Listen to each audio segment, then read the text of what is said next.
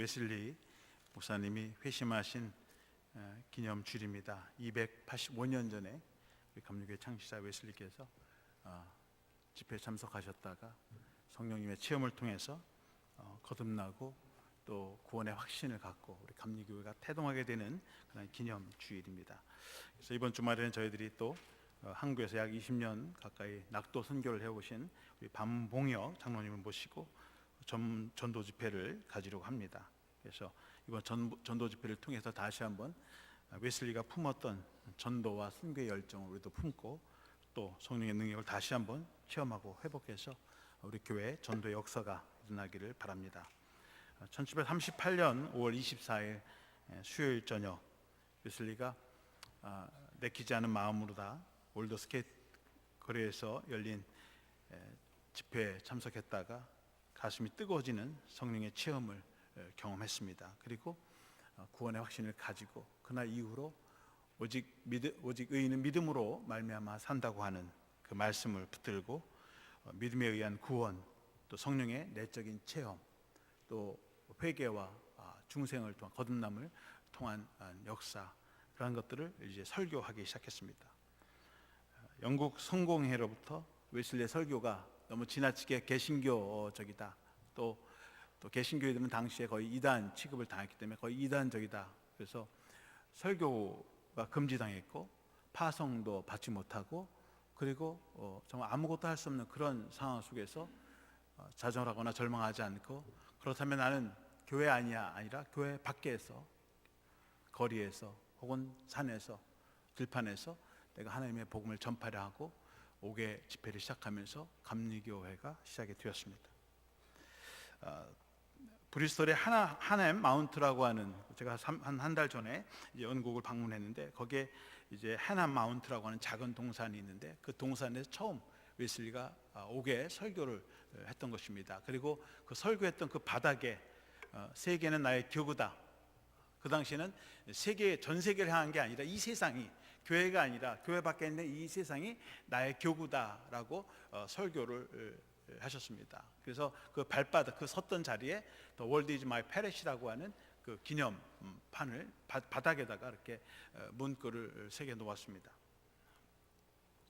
그런데 웨슬리가 이 세계는 나의 교구다, 세상은 나의 교구다라고 하는 말을 한 것은 사실은 정말 자신이 잘 나갈 때 어떤 큰 비전을 품고 얘기한 것이 아니라 자신의 발이 족쇄가 잡혀지고 설교를 할 수 없고 강단에 설 수도 없고 교회에서 목회할 수도 없고 또 학교 강단에서도 쫓겨나서 설 수도 없고 아무것도 할 수 없는 절망적인 상황 속에서 세상은 나의 교구다라는 말씀을 했다고 하는 것입니다. 때로는 위기가 우리에게 기회가 된다고 하는 것입니다. 위기가 찾아올 때 나는 아무것도 할 수 없어 절망에 빠져 있는 것이 아니라 오히려 그런 가운데서 새로운 길을 열 때 오히려 그것이 정말 엄청난 하나님의 기적과 능력을 베풀 수 있는 기회가 된다고 하는 것입니다. 그래서 위기는 위태로운 기회다. 크라이시스는 dangerous opportunity가 될 수 있다고 하는 것입니다. 그래서 이 웨슬리가 이 브리스톨 하나 마운트에서 5개 설교를 할 때는 그 30년 뒤에 어떤 일이 일어날지 웨슬리는 상상도 하지 못했을 것입니다. 그런데 33년이 지난 1771년에 영국 감리교회가 성장해서 이제 영국의 이민자들이 미국으로 몰려올 때에 이 이민자들을 위해서 선교해야 되겠다 해서 선교사를 함께 파송했습니다. 그분이 미국 연합감리교회 최초의 감리사였고 감독이 되신 프랑시스 에즈베리라고 하는 분이십니다. 그래서 1984년에 여러분 사진을 보여주시면 이 브리스톨인데 그 당시 항구인데 지금은 그냥 조그만 배가 있고 더 큰 항구가 생겼지만 그 옛날에 저렇게 좀 작은 게 항구예요. 저기서 최초의 미국 선교사를 영국 감리교회에서 파송을 한 겁니다.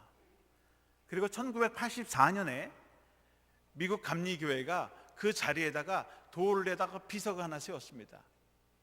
이곳에서 에즈베리 프랑시스가 최초의 미국 선교사로 파송한 자리입니다. 그래서 기념비를 세웠습니다. 그래서 바로 저 자리가 오늘 우리들이 미국 이 연합감리교회에 시작했던 출발 지점이 되는 것이죠. 그래서 미국 감리교회가 저 돌비석을 세워놨습니다. 가보니까 저 사진이 있습니다. 웨슬리가 세계는 나의 교구다고 했을 때 30년 뒤에 자신의 교회가, 자신의 복음이, 주님의 복음이 대서양을 건너서 미국 땅에 세워질 거라고 하는 상상도 하지 못한 채 세상은 나의 교구다, 그것이 세계는 나의 교구라고 하는 더 큰 비전으로 바뀌어졌다고 하는 것입니다. 그리고 태평양으로 건너서 그 복음이, 감리교회가 한국 땅에 장로교와 함께 한국교회에 들어와서 우리 한국 사회를 변화시켰습니다. 학교를 세우고 병원을 세우고, 그리고 기독교가 우리 한국 땅에 전파가 된 것입니다. 지금도 영국 사람들은, 우리 아시아내 한국 사람들이 이 영국 웨슬리 유적지를 방문하면 이 사람들은 의아하게 생각한다는 거예요. 어떻게 영국에서 선교사를 한국에 보낸 적이 없는데, 한국에는 어떻게 저 사람들이 이렇게 감리교회라고 하는 그런 후예들로서 이렇게 와서 방문하는가가 의아해한다고 하는 것입니다. 자신들이 미국은 선교사를 파송했는데 어떻게 저 지구 반대편에는 작은 동양의 나라 사람들이 끝까지 와서 방문하는가에 대해서 굉장히 큰 의아해한다고 하는 것입니다. 그것이 하나님의 역사고 하나님의 기적이라고 하는 것입니다. 한 사람을 통해서 하나님은 영국 사회를 변화시키고 미국 사회를 변화시키고 또 한국 사회, 지금은 아프리카, 중남미까지 하나님의 복음이 전파되어서 세상을 변화시키고 있는 일이 일어나고 있다고 하는 것입니다. 뜻이 있는 곳에 길이 있다는 것입니다. 뜻을 품게 되면 하나님께서 그 뜻을 통해서 길을 열어 주신다고 하는 것입니다. 또 우리 속담에 말이 씨가 된다고 해서 웨슬리가 말씀을 선포하면서 이 세상이 나의 교구다라고 했을 때 그 말을 하나님께서 기억하시고 그의 비전을 이루어 주셨다고 하는 것입니다. 저는 오늘 본문의 말씀을 통해서 우리가 잘 아는 예수님께서 사마리아 지역에 가서 한 사마리아 여인을 전도한 말씀입니다. 또 그 사마리아 여인이 주님을 만난 그 기쁨 감격을 가지고 또 자기 동네 사람들에게 복음을 전파해서 이 사마리아 지역에도 복음이 전파되고 하나님의 구원의 역사가 일어난 사건을 기록하고 있습니다. 예수님은 자신이 좋아하고 가고 싶은 곳을, 만나고 싶은 사람을 찾아간 것이 아니라 아무도 찾아가지 않고 원하지 않는, 소외되고 버림받은 그런 사람들에게 찾아가셨다고 하는 것입니다. 바로 이것이 예수님의 비전이라고 하는 것입니다. 비전이라고 하는 것은 어떤 가능성을 보고 내가 좋아하고 원하는 것이 아니라 오히려 아무도 보지 못하고 가지 못하고 또 원하지 않는 그 일들을 바라보고 나아가는 것이 비전이라고 하는 것입니다. 오늘 본문의 3절, 4절 보면 유대를 떠나사 다시 갈릴리로 가실새 사마리아를 통과하여 하겠는지라. 주님께서 유대 지역의 복음을 전하고 이제 갈릴리로 가셔야 되는데 사마리아 지역을 가야 됩니다. 그런데 이 사마리아 지역은 유대인들이 절대로 들어가지 않는 것입니다. 비전이라고 하는 것은 남들이 원하지 않는 그 길을 걸어가는 것입니다. 창세기 37장 5절에 보면 요셉이 꿈을 꾸었습니다. 요셉이 꿈을 꾸고 자기 형들에게 말하며 그들이 그를 더욱 미워하였더라. 요셉이 꿈을 꾸었는데 하나님이 주시는 꿈, 하나님이 주시는 비전, 환상을 보고 형들에게, 가족들에게 알렸는데 형들이 야 그러냐? 야 정말 그렇게 되겠구나 그런 것이 아니라 오히려 더 미워하고 아이 저런 놈이 무슨 나라를 구원하고 우리 가정을 구원하고 무슨 지도자가 돼. 다 무시했다는 것이죠. 그러나 하나님께서는 그의 꿈을 이루시고 정말 그 가문을 구원하고 다른 이방 민족까지, 애국까지도 구원하고 이스라엘 민족을 구원하는 역사를 이뤘다고 하는 것입니다. 꿈이라고 하는 것, 비전이라고 하는 것은 보통 사람들이 사람의 눈으로, 육신의 눈으로 볼 수 있는 것이 아니라 하나님의 눈으로 볼 때, 믿음의 눈으로 보여질 때 보여질 수 있는 그런 비전이라고 하는 것입니다. 사람의 눈에는 불가능하고 사람의 눈에는 전혀 이루어질 수 없는 바로 그런 것을 보면서 그 길을 걸어가는 것이 바로 비전이라고 하는 것입니다. 우리가 이 사마리아 지역의 역사를 간단히 살펴보면 이스라엘 국가가 솔로몬 왕 이후에 두 나라로 분열됐습니다. 남과 북이 분열이 됐. 기원전 720년경에 북이스라엘이 먼저 아수르에 의해서 멸망을 당하고 식민지 지배를 받게 되었습니다. 이 아수리인들이 북이스라엘 사람들 하나로 동화하기 위해서, 하나로 만들기 위해서 한 정책이 이제 통원 정책이에요. 그래서 북이스라엘 수도인 사마리아에 있는 사람들을 강제로 아수르로 끌고 가서 거기서 혼인을 시키고 그리고 살게 해서 하나로 만들려고 했습니다. 또 대거 아수리인들을 사마리아 지역에 이주를 시키고, 그리고 강제로 이스라엘 사람들과 결혼해서 동화 정책을 해서 이 유대인들이 정말 수천 년 동안 순수한 혈통, 유대인의 혈통을 가지고 왔던 이 사람들이 섞여지면서 정말 이방인이 되고, 그들 문화가 접촉하면서 정말 이방과 같은 이방인이 되었습니다. 반면에 이 남유다 사람들도 그 이후에 바벨론이 아수르를 멸망시키고 또 남유다를 멸망시키고, 그리고 70년 동안 이 남유다 백성들을 다 이스라엘 백성들을 이제 바벨론으로 끌고 가서, 그리고 70년 동안 식민지 지배를 받았습니다. 그런데 그래도 70년 동안 이 남유다 사람들은 바벨론으로 끌려갔지만 나름 자신의 신앙의 어떤 순수성 또 혈통을 잃어버리지 않고 그 믿음을 고수해 왔습니다.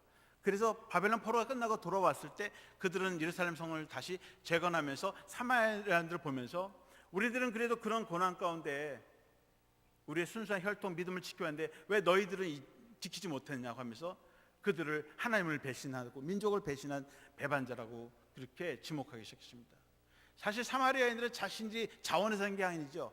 힘이 없어서 억압과 또 이런 압제에 의해서 강제적으로 좀 어쩔 수 없이 살기 위해서 그들과 혼인하면서 아수리인들과 섞여 사는 것이죠. 그런데도 불구하고 남유다 사람들은 이 사마리아 사람들을 정말 무시하고 정말 사람 취급 이하로 정말 개 취급을 했던 것입니다. 100년이란 세월이 흘리면서 사람들과 동화하고 그렇게 된 것입니다. 그래서 예수님 당시에도 사람들이 이 사마리아 남유다 사람들이 예루살렘에서 갈릴리나 더 다른 지역으로 가려고 할 때에 사마리아 지역으로 통과를 해야 되는데, 그럼 직선으로 가면 빠른데 저쪽 강 건너편 요단강 건너서 여리고 지역으로 해서 이렇게 우회해서 돌아갑니다. 그러면 시간이 한 2배 이상 걸리는 거죠.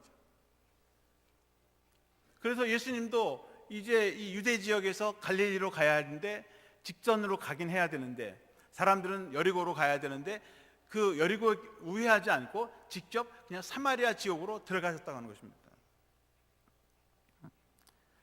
그리고선 가시다가 피곤하셔서 마침 야곱이 만들었던 우물 곁에서 앉아서 쉬고 계셨습니다. 그런데 한 여인이 물을 길러 왔습니다. 그래서 그 여인에게 예수님은 나에게 물 한 모금 좀 달라 요청했습니다.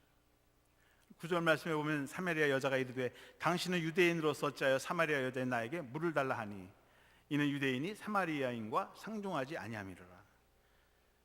예수님이 보니까 유대인 같아요.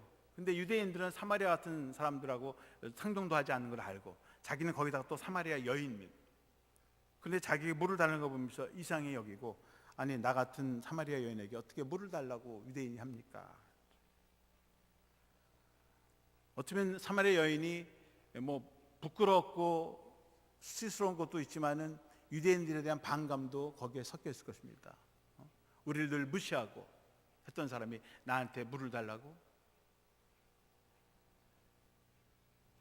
여러분, 대부분의 사람들이 복음을 이렇게 받게 될 때에 처음부터 환대하고 영접하는 사람들이 거의 없습니다. 제가 한국에서 신학교 다닐 때 매주 토요일마다 서대문에 있는 적시자병원에 친구와 함께 전도하러 다녔습니다. 매주 토요일이 되면 학교가 끝나면 둘이서 기타를 메고 그리고 적시자병원에 갑니다.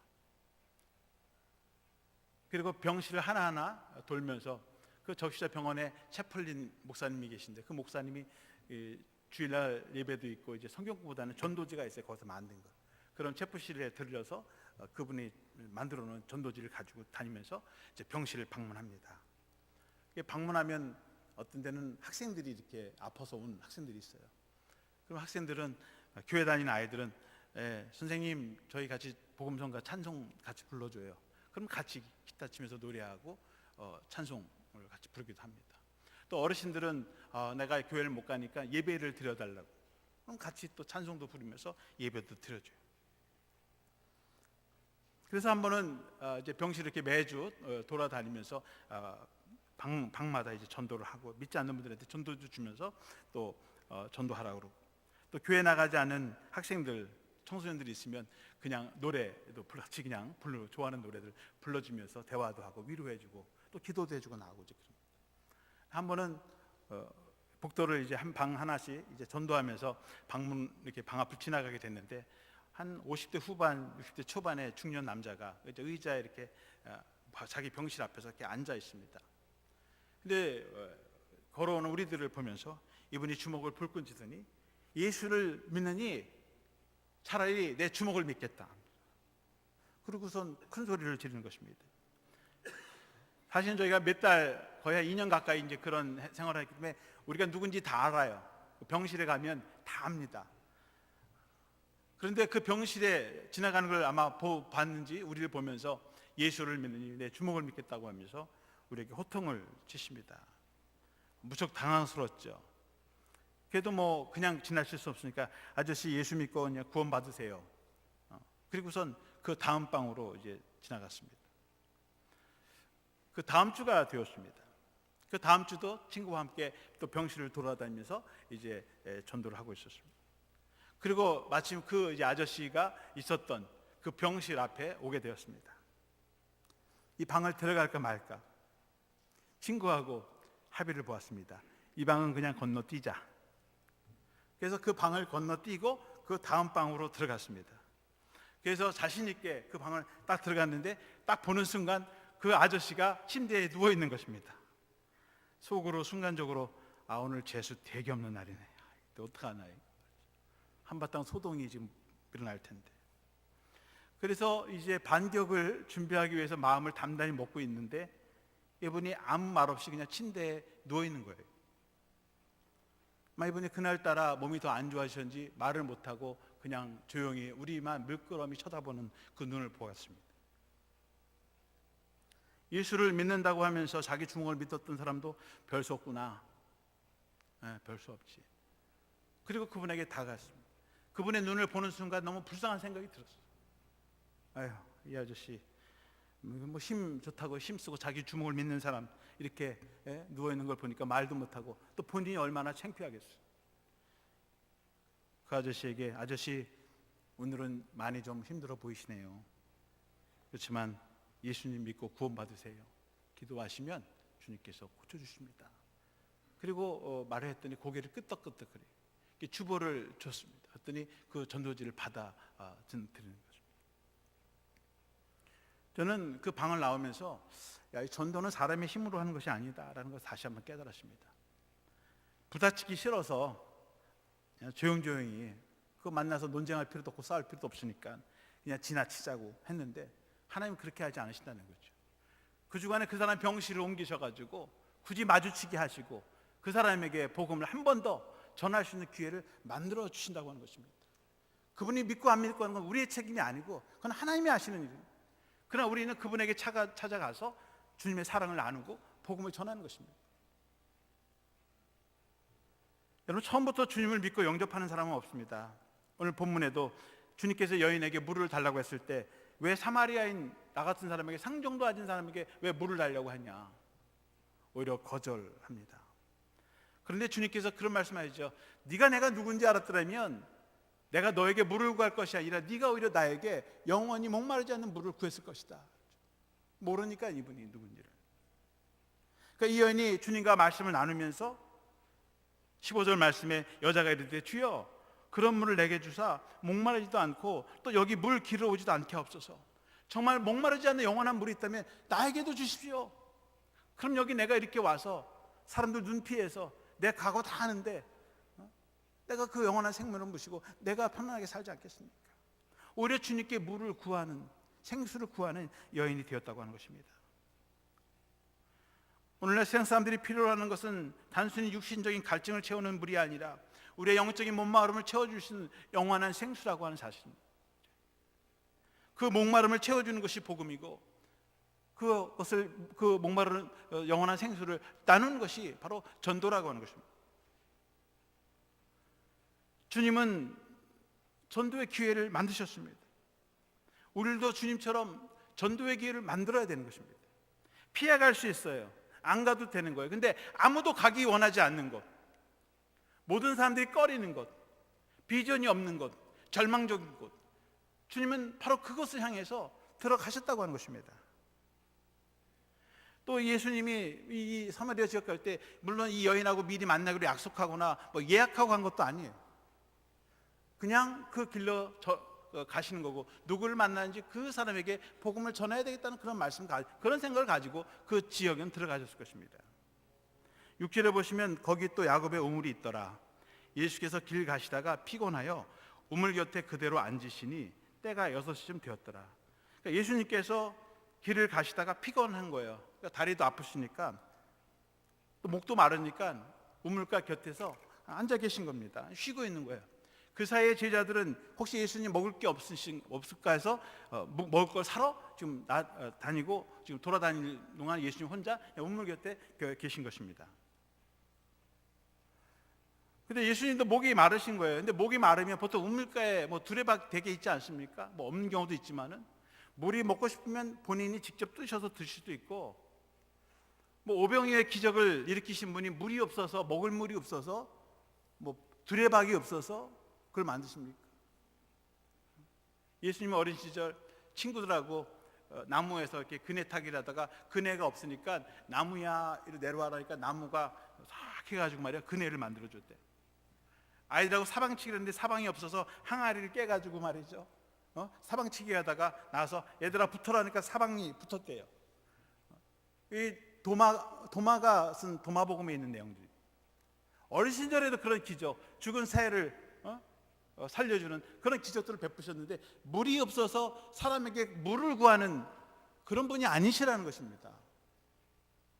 필요하면 내가 마실 수도 있고, 제자들 보고 야 물 좀 갖고 와라, 가서 시원한 물 좀 얻어와라, 그래도 충분히 마실 수 있는 사람, 그런 분이십니다. 근데 주님께서는 피곤하셔서 앉아서 기다리신다. 그리고 한 여인이 물을 길러 왔을 때 나에게 물을 달라고 한 것입니다. 정말 주님께서 이 물을 마시지 않으면 내가 죽겠구나, 그런 상황에서 얘기하는 게 아니시라는 거죠. 당신의 물이 마실 그 기회를 이용해서 그 여인에게 다가가고, 그리고 그를 전도할 수 있는 전도의 기회로 삼았다고 하는 것입니다. 여러분, 전도를 할 때 제일 힘든 것이 처음 만나는 사람에게 이 첫마디를 건네는 것이라고 합니다. 제일 힘들어요. 처음 만난 사람에게 무슨 대화를 시작할까. 근데 병원은 좀 나아요. 왜냐하면 아프니까 안녕하세요, 많이 아프시죠? 저희가 기도해 주러 왔습니다. 기도해 드릴까요? 그러면 어떤 믿지 않는 사람도 뭐 기도해 준다는데 뭐 차라리 그런 상황이면 차라리 나아요. 근데 이렇게 길에서 전도지를 나누어주다 보면, 이게 전도지 나눠주면 사람들이, 예수 믿는 사람들은 저 예수 믿어요 그리고 지나갑니다. 어떤 분들은 됐어요 이러고 지나가죠. 예수라는 말 나오기 전에도 뿌리치고 그냥 도망가시피 가는 분도 있고, 어떤 분들은 안 받긴 미안하니까 받아요. 받으면서 바로 쓰레기통에 바로 집어넣는 분도 있어요. 가가호 방문을 하면서 집집마다 방문을 하면 초인종을 누르고 아니면 주인을 부르면 누구세요 그러죠. 그러면 교회에서 왔는데요 그래요. 그럼 우리 예수 안 믿어요. 문 열어주지도 않죠. 집안에서 우리 예수 믿지도 않고 문도 안 열어줍니다. 문전박대를 당하는 거예요. 처음 만난 사람에게 어떻게 첫마디를 건네고 또 대화를 시작하는 거, 이게 참 중요합니다.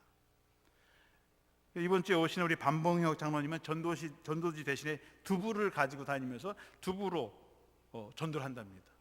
두부는 사람들이 다 좋아하거든요. 버리지 않거든요. 건강식품이거든요. 그러니까 받아간다고 하는 것입니다. 또 두부 포장지에는 예수님 믿으라고 하는 전도 내용이 적혀져 있어서 또 뭐 있으니까 보게 되고 호기심 있으니까 그렇게 해서 전도를 한다고 하는 것입니다. 처음 만나는 사람에게 어떻게 대화의 물꼬를 틀 것인가, 이것이 또 중요합니다. 우리 연합감리교회에서는 매년 각 연회마다 그해 가장 전도를 많이 한 사람에게 상을 줍니다. 그래서 근데 그 상 이름이 해리 덴만 이반젤리즘 어워드예요. 헨리 덴만 전도상입니다. 근데 저 헨리 덴만이라는 분이 평신도 분이세요. 그리고 우리 연합감리교회 오래전에 그 선교국 총무를 지내셨던 분입니다. 그래서 이분이 선교국 총무를 지내실 때 전 세계 이제 다니면서 이제 교회를 세우고 또 선교를 하는 것이죠. 뭐 우리 한국의 감리교회도 저런 분들을 통해서 선교가 이루어진 것입니다. 근데 이분이 한 분은 한국을 방문하게 되었습니다.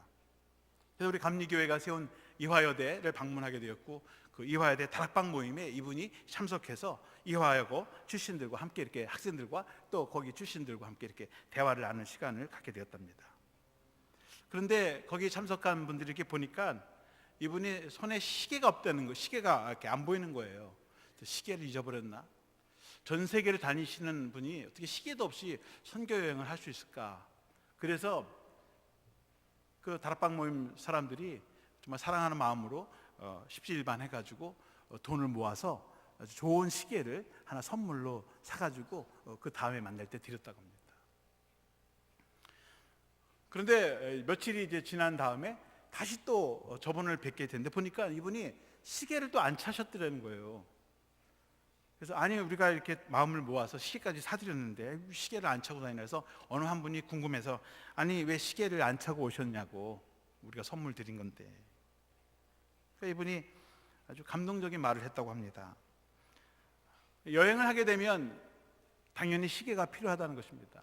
비행기를 타야 되고 또 기차도 타야 되고 때로는 버스도 타야 되고, 그래서 시계가 참 중요하고 시간이 필요한다는 거예요. 근데 시계가 없으니까 옆에 있는 사람에게 시간을 물어본다는 거예요. 지금 몇 시입니까?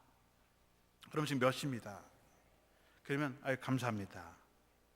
저는 지금 어느 게 가는 길인데 어디 가십니까? 이러면서 자연스럽게 대화를 시작하게 된다고 하는 것입니다. 이분이 뭐 처음부터 그렇게 한 건 아니죠. 어느 날 선교를 가는데 그만 시계를 빼놓고 갔는데 비행장에서부터 시계가 없으니까 물어보게 되는 거예요. 그런데 오히려 그것이 자기가 이렇게 사람을 만나고 전도하는데 오히려 좋은 기회가 된다고 하는 것입니다. 그래서 이분은 세계 선교 여행을 다니는 동안 시계를 차지 않고 있어도 가방에 집어넣고 그리고 다니면서 시간을 물으면서 사람들과 대화를 하고 그리고 그것을 복음을 전도하는 기회로 산다고 하는 것입니다. 자기 나름대로 여행하면서 어떻게 하면 여행 중에 만난 사람들에게 그 짧은 시간 동안 내가 믿는 예수님을 전할까를 생각하면서 많은 사람들을 전도했다고 하는 것입니다. 여러분 성경에 보면 사도 바울도 심지어는 자신이 감옥에 갇혀 있는 것도 복음의 기회가 되었다, 그렇게 고백하고 있습니다. 빌립보서 1장 12절에 보면 형제들아 나의 당한 일이 도리어 복음의 진보가 된 줄을 너희가 알기를 원하노라. 사도 바울이 자유롭게 자유로운 몸으로 복음을 전하면서 많은 사람들을 찾아가고 더 많은 전도를 한다고 생각하는데 실제로 감옥에 들어오니까 보니까 오히려 그게 더 복음에 더 많은 발전과 진보를 가져왔다고 하는 것입니다. 자기에게 당한 어려운 일이 오히려 복음을 전하는 기회가 됐다, 그렇게 지금 고백하고 있는 거예요. 그걸 너희들이 알기를 원한다는 거죠.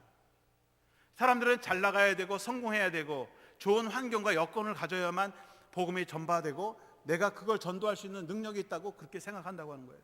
그렇지 않다고 하는 것입니다. 빌립보서 1장 14절에 보면 형제 중 다수가 나의 매임을 인하여 주 안에서 신뢰함으로 겁없이 하나님의 말씀을 더욱 담대히 말하게 되었느니라. 사도 바울이 전도하다가 감옥에 갇히고 매를 맞고 하는데 그렇게 해서 하는데도 복음을 전하는데 우리가 가만히 있을 수 있냐? 우리도 저 사도 바울처럼 목숨 걸고 더 담대하게 나가서 전하자. 그렇게 해서 더 열심을 품고 도전을 받고 전도하러 나가는 사람들이 있었다고 하는 것입니다. 빌립보서 1장 15절은 어떤 이들은 투기와 분쟁으로 전도를 했다고. 사울을 미워하고 시기하는 사람들은 더 경쟁하면서 저 사람들도 저렇게 하는데 나도 열심히 해야지, 오히려 시기하면서 질투하면서 경쟁하면서 심지어는 다투면서 복음을 전파했다고 하는 것입니다. 그런데 사도 바울은 이런 분들을 야단을 치거나 잘못됐다고 하지 않았다고 하는 것입니다. 18절 말씀에 그러면 무엇이냐, 거칠애로 하나 참으로 하나 무슨 방도라든지 전파되는 것은 그리스도니 이로써 나는 기뻐하고 또한 기뻐하리라. 거칠애로 형식적으로 억지로 어쩔 수 없이 전도를 하든 사역을 하든 상관이 없다는 것이죠. 진정으로 마음으로 열심을 다해서 하는 것도 상관이 없다는 거예요. 어떤 방법으로 하는지 상관이 없다는 거예요. 중요한 건 그리스도가 전파된다고 하는 사실입니다. 자기하고 마음을 맞아야 되고 자기가 하는 똑같아야 되고 내가 원하는 방식대로 해야만이 아니라 전혀 다르고 서로 미워하고 싫고 질투하고 시기하고 분쟁을 해도 그래도 같이 하나님의 복음을 전하는 그것이 중요하다라고 하는 것입니다. 여러분, 전도에는 시간과 장소가 따로 없다고 하는 것입니다. 바울 사도는 매를 맞는 경우에도 전도의 기회를 삼았고, 쇠거렁을 차고 어둡고 캄캄한 감옥에 갇혔을 때도 전도의 기회로 삼았고, 심지어는 스스로 재판을 자초해서 맨몸이 되어서 로마까지 가서 그리고 거기 있는 사람들에게 복음을 전파했던 것을 보면 우리의 전도의 장소와 시간은 정해져 있지 않다고 하는 것입니다. 여러분이 가난하십니까? 가난을 전도의 기회로 삼으시기 바랍니다. 여러분이 병자십니까? 여러분들의 연약함을 전도의 기회로 삼으십시오. 여러분이 공부를 많이 하셨습니까? 여러분들이 공부한 것을 통해서 전도의 기회로 삼으십시오. 여러분이 많이 배우지 못하셨습니까? 많이 배우지 못한 것을 전도의 기회로 삼으시기 바랍니다. 여러분들이 학생이라면 학교를 전도의 장으로 삼으시고, 직장이라면 여러분 직장을, 여러분들이 하는 일을 통해서 여러분 복음을 전파하시고, 사업을 하신다면 사업체를 통해서 전도의 기회로 삼으십시오. 우리가 항상 좋은 형편에서, 좋은 여건에서만 전도할 수 있는 것이 아니라 어떤 상황에서도 전도할 수 있는 것입니다. 우리가 이번 주말에는 선교 바자를 했습니다. 근데 어떤 분이 늘 저에게 와서 그래요. 제가 여기 20년 동안 한 번도 빠지지 않고 왔습니다. 속으로는 교회를 그렇게 열심히 빠지고 나오지, 미국 사람이지만 뭐 교회 나가시겠죠 생각을 하죠. 하지만 그러면 그분은 그래요. 여기 너무 좋대요. 싸고 너무 좋아서 기다렸다가, 꼭 기다렸다가 내가 왔습니다. 그리고 자기가 원하는 물건 하나, 한두 개 뭐 구하면 정말 기쁜 마음으로 우리 교회를 나가는 거죠. 주님의 사랑을, 주님의 복음을 가지고 나가는 것입니다. 또 주위에 있는 사람들에게 알려줄 수 있는 것입니다. 다음 달에는 선교 골프 대회를 합니다. 우리가 운동합니다. 그렇죠? 운동하는 기회로 운동만 하는 게 아니라 또 주위에 있는 친구분들 초청해서 같이 운동하고, 또 전도의 기회로 삼고, 또 선교할 수 있는 기회로 우리가 삼는 것입니다. 왜 꼭 그런 방법을 해야 되느냐? 아니, 그런 방법을 할 수 있어. 왜 저런 방법을 해야 되느냐? 아니, 저렇게 할 수 있어요. 자신이 할 수 있는 방법을 동원해서 함께 하는 것이 중요한 것입니다. 그래서 지금 전도부에서는 우리 전도지하고 설교 CD를 넣을 수 있는 전도 박스를 지금 준비하고 있습니다. 사실은 지난번부터 준비해 왔는데 다음 주에 여러분들 밖에 안내석에 놓으려고 합니다. 여러분들 많이 보셨을 거예요. 별거 아니죠. 우리 교회 주보, 또 전도 앞으로는 전도지하고 또 몇 개 CD 테이프, 남는 주보와 또 남는 CD를 활용하는 것이죠. 그래서 여러분들 주위에 있는 뭐 마켓이나 여러분들 사업체에 갖다 놓으셔서 여기 이제 마크를 우리가 교회 주소하고 이제 전화번호를 여기다 적어 놓을 것입니다. 갖다 놓으셔. 갖다만 놓는 게 아니라 여러분이 전도 센터로 만드셔서 늘 이런 것이 없어지면은 갖다 계속 여러분 채워줘서 여러분의 전도 센터, 여러분들의 전도 사역지로 이렇게 만드셨으면 좋겠습니다. 우리가 할 수 있는 것을 하면 좋겠습니다. 요새는 교회 안에서 설교를 금지당했을 때에 교회 밖으로 나가서 하나님의 말씀을 전포했습니다. 예수님은 피곤하고 지쳐 있을 때에, 앉아 있을 때, 쉬고 있을 때, 목이 마를 때 그 기회를 전도하는 기회로 삼으셨습니다. 사도 바울은 감옥에 갇혀서 아무것도 할 수 없을 때 그 감옥에 있는 사람들과 또 밖에 있는 사람들을 위해서 전도했습니다. 오늘 본문의 말씀처럼 정말 예수님처럼, 웨슬리처럼, 바울처럼 우리가 있는 자리에서 전도하시고, 그래서 죽어가는 사람들을 살리는 그런 예수님의 전도자들, 또 웨슬리의 후예들이 되시기를 주님의 이름으로 축원합니다. 기도하겠습니다.